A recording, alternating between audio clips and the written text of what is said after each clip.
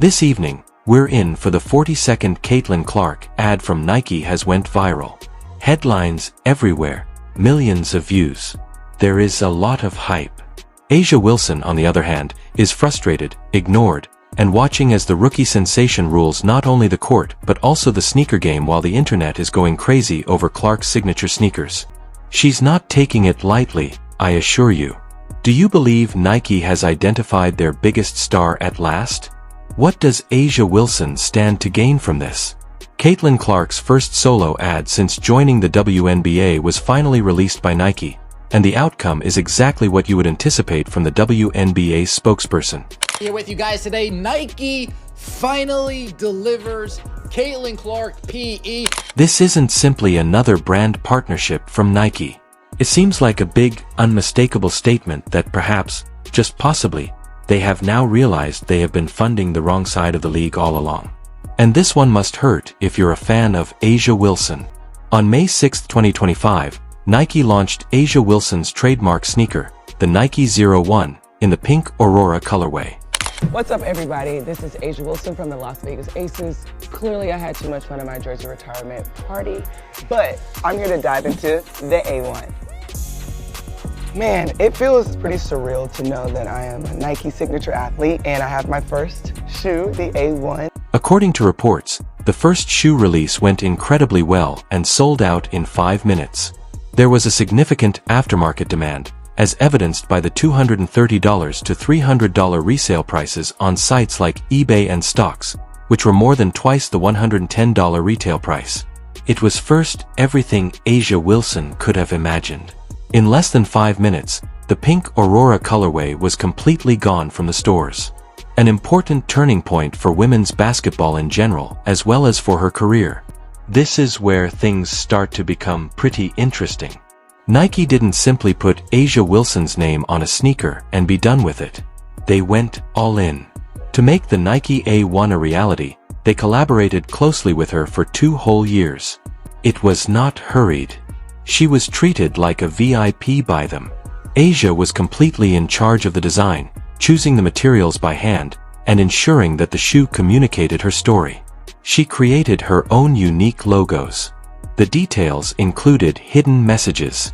The pink Aurora colorway had significance and wasn't merely for show. That trainer's every seam and curve was deliberate. About a little bit more about this shoe, like the details, what some of the Easter eggs are. Ooh, yes, we have plenty of Easter eggs on here. Obviously, I feel like the biggest thing is the ring because it just looks amazing. You can see it in all aspects wherever you are. It's blinding, like, wow. Right. Show your eyes, show your eyes.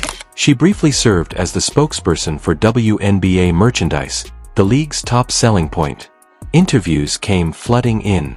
Courtside, her sneakers were being rocked by fans. Then, however, things began to change. The excitement subsided. Sales fell.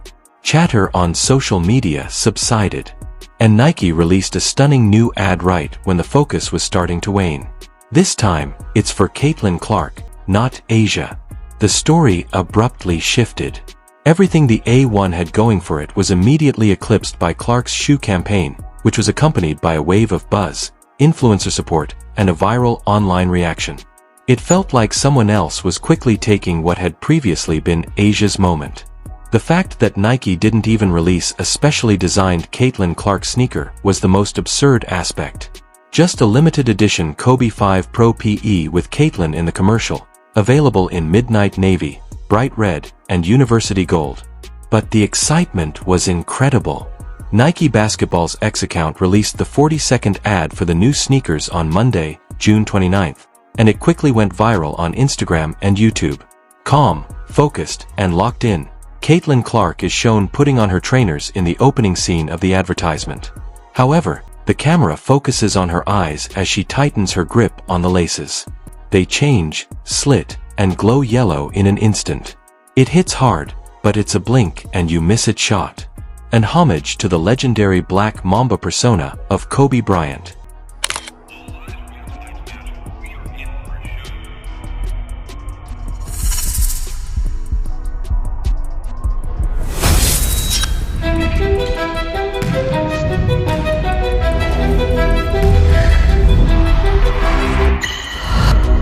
Now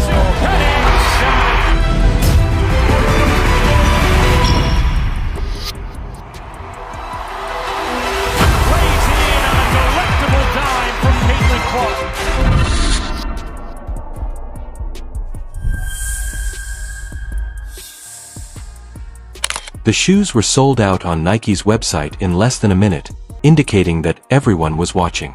Less than a minute, indeed. There was a clear message conveyed by that moment. Caitlin Clark is doing more than just making a difference. The needle is her. The secondary markets then instantly exploded, with resale values rising from $300 to $600, as was to be predicted. An incredible increase over the initial price of $190 at launch. A'ja Wilson's shoes have been sitting unopened on the shelf since they were first shown to the public, gradually moving towards the clearing area. Nike made every effort to turn A'ja Wilson into their next great star before Caitlin arrived. They gave her a $20 million annual deal and assisted in creating compelling advertisements that portrayed her as the underdog. However, the unfortunate reality for A'ja is that you cannot impose what Clark inherently contributes. In her first season as a WNBA player, Caitlin Clark received a huge $28 million endorsement contract with Nike, a gesture that caused many people to raise their eyebrows. Legends and WNBA veterans questioned why a rookie was given such a large salary before she had even established herself in the league. However, all of that hubbub stopped as soon as Clark put on his Nikes and took to the court. Her presence, her skill, and the immediate spike in attendance and ticket sales were all very clear. She was more than a novice. She was a sensation. Furthermore, Nike's venture didn't seem risky at the time. It appeared to be a maneuver of power. While Clark was already making waves from her undergraduate days, Nike attempted to spoon-feed A'ja Wilson as much as they could. Her economic impact on the city of Iowa was an astounding $82 million. All the 23-year-old kid needed to make an impression was a basketball and a hoop. But Nike was too preoccupied with fulfilling their social responsibility obligations to see the untapped potential that was right in front of them. Jordan Rogers, the former head of marketing for Nike Basketball, went public to criticize the company, claiming that they nearly lost their golden goose. While they were busy trying to create what A'ja Wilson lacked, their stocks fell to a 5-year low rather than concentrating on Caitlin Clark, the true moneymaker. Her second career start, second in a row, and Clark stays red hot. To make a difference, Wilson requires PR tours, influencer rollouts, full-fledged campaigns, and photo shoots. Clark, meanwhile, releases a single image. Then all of a sudden, a virtual crush of people is waiting to receive her outfit. What is actually consuming A'ja alive, do you know? Nike is now actively pursuing Clark after finally owning up to their error. Without a doubt, Wilson's resume appears incredibly polished on paper, but Clark is the one with the crazy pull. The most amusing aspect of it all is that Caitlin Clark is not very interested in being in the spotlight, in contrast to A'ja Wilson and her top dog attitude. Caitlin's modesty peaked during the post-game media availability following her first WNBA triple-double against the Atlanta Dream, and Aaliyah Boston was there to make fun of her for it. But like obviously 13 assists, like that means my teammates made 13 shots off my passes, so that goes to them. But I mean, I don't know. She's so humble, isn't she? Well, I don't know what to say. Like, I mean, it's great. That's I don't know. Pretty cool, Caitlin. Great job, sister. And that's precisely what's making this whole thing so crazy. Clark isn't pleading for attention here. She is not requesting concessions from the league. She simply appears, executes, and then drops jaws. Nike, however, is unable to maintain its shoe inventory. She is the subject of constant discussion on social media, and fans are turning up in historically high numbers. It is painful for A'ja Wilson to see all of this from the sidelines as she experienced the complete Nike release, the glamorous promotional campaigns, the brand partnerships, and the press tours. Not only do Clark's shoes perform far better than hers, but Caitlin didn't even attempt to make it work. That is the reason A'ja is furious. The idea that the league's newest superstar is outperforming everyone without even having to brag is more impressive than the figures or the hoopla. In the past, A'ja Wilson has used the racist card to disparage Caitlin Clark. She mentioned in a conversation at the 2024 NCAA Women's Final Four how Caitlin Clark had an advantage because of her white privilege.